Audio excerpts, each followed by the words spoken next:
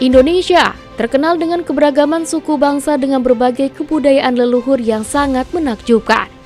Salah satunya ialah tradisi Pasola yang berasal dari Pulau Sumba, Provinsi Nusa Tenggara Timur. Tradisi Pasola sendiri merupakan tradisi tahunan masyarakat Sumba yang menganut agama Marapu atau memuja dewa sebagai jelmaan roh leluhur untuk memohon pengampunan, kemakmuran atas hasil panen yang melimpah di tanah Sumba. Berasal dari kata sola atau hola yang berarti kayu lembing. Dalam konteks ritual, Pasola merupakan tradisi perang adat yang melibatkan dua kelompok penunggang kuda yang saling berhadapan, kejar-mengejar seraya melempar lembing kayu ke arah lawan. Purung Laru Loda menjadi rangkaian ritual pertama yang dilakukan oleh para rato atau kepala adat di kampung-kampung penanggung jawab Pasola, tepatnya di wilayah Wanokaka.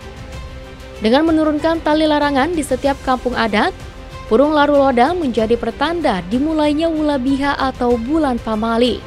Selama diturunkannya tali larangan tersebut, masyarakat tidak diperbolehkan membunyikan gong sebelum hari Pasola tiba.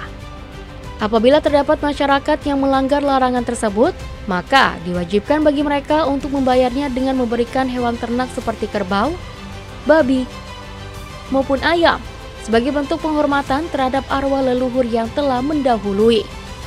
Selain ritual Purung Laru Loda, rangkaian ritual penentuan waktu Pasola pun dilakukan, karena pemunculan nyale hanya dapat dilihat apabila waktu Pasola telah tiba.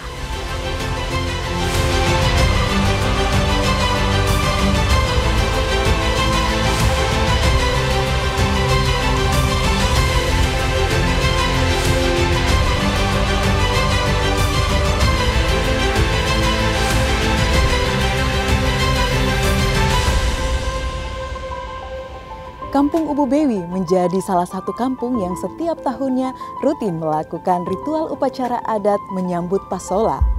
Upacara yang dimulai sekitar pukul 2 dini hari menjadi penentu kapan hari Pasola telah tiba. Penentuan waktu ini juga nantinya akan dilakukan bertepatan dengan munculnya Purnama Raya, di mana para rato atau kepala adat dari masing-masing wilayah akan melakukan ritual dan pemujaan. Menurut legenda setempat, asal-usul Pasola semuanya berawal dari kisah Ubu Dula, seorang pemimpin dari kampung Wewang yang memperistri seorang wanita cantik bernama Rabu Kaba.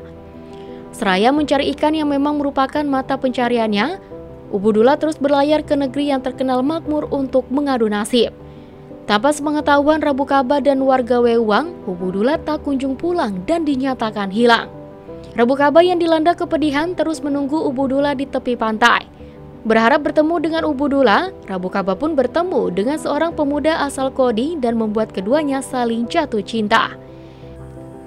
Ritual dan atraksi Pasola Wanokaka sesungguhnya diawali dengan putusnya percintaan leluhur warga kampung Wewang, di mana antara Ubu Dula dan Rabu Kaba, dan terjadi pergantian belis atau mahar antara keluarga Wewang dengan keluarga di Tosi, di Kodi, sehingga dalam mencegah terjadinya perang besar antara kedua keluarga besar, maka disepakati untuk terjadi pergantian belis, dan tentunya dalam pelaksanaan musyawarah, nyale pun juga disuguhkan dan masyarakat Wanokaka meminta, kalau bisa nyale juga dapat dibawa kembali ke tanah Wanokaka, dan tentunya dengan syarat bahwa ketika nyale ada, maka dia disambut dengan pelaksanaan Pasola yang sampai saat ini dilaksanakan. Diyakini hingga kini, kisah cinta Rabu Kaba dan seorang pria asal Kodi, Teda Geparona, menjadikan Ubu Dula merelakan istrinya dibawa pergi dan meminta Teda Geparona menikahi Rabu Kaba secara resmi dengan membayar sejumlah belis atau mas kawin, seperti yang dulu pernah diberikan Ubu Dula saat meminang Rabu Kaba.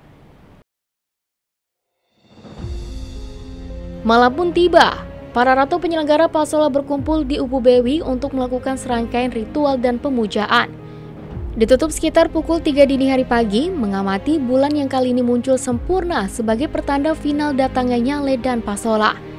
Diselenggarakan sekali dalam setahun pada bulan Februari-Maret, menandakan permulaan musim tanam telah tiba.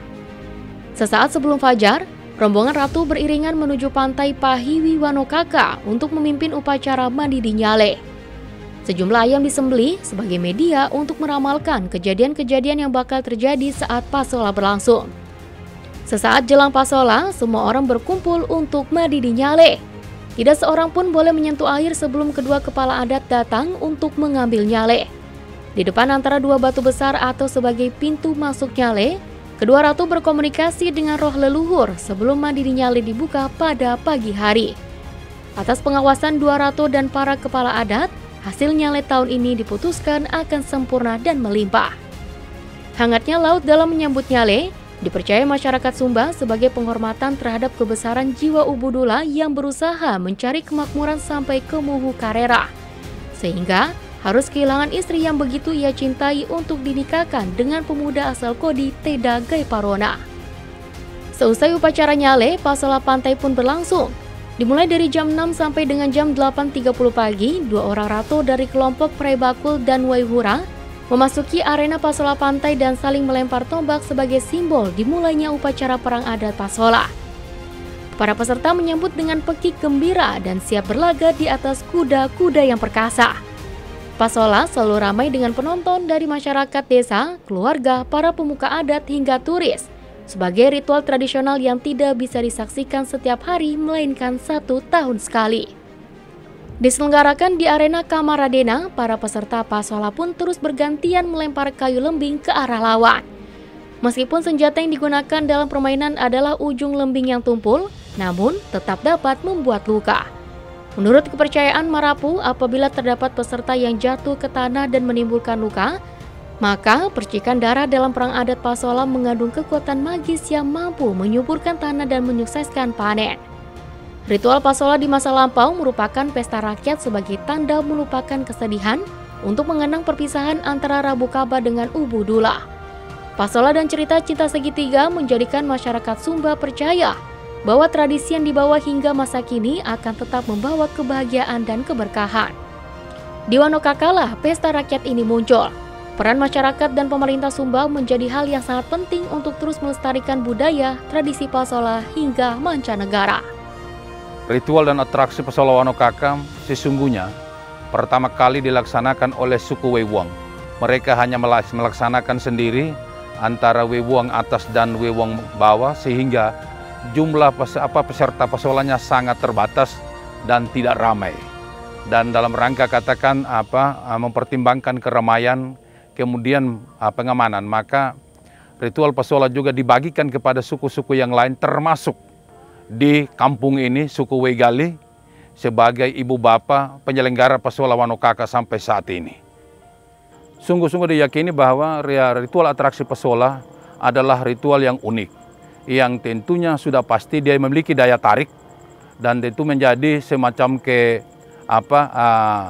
sebuah kesempatan kita memperkenalkan. Jadi memperkenalkanlah Kabupaten Sumba Barat salah satu lewat atraksi pasola Wanokaka yang kita laksanakan, maupun juga atraksi-atraksi pasola yang ada di 2 kecamatan yang lain di Kabupaten Sumba Barat.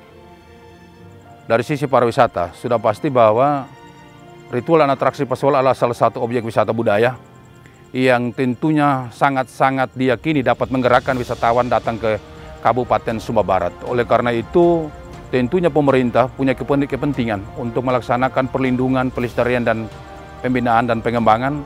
Dan selama ini kami sudah laksanakan dalam bentuk memberikan dukungan dan bantuan terhadap masyarakat adat dalam rangka penyelenggaraan dan ritual atraksi pasola Wanokaka. Atraksi pasola yang digelar pada hari ini menandakan dimulainya masa panen raya bagi para petani di tanah Sumba.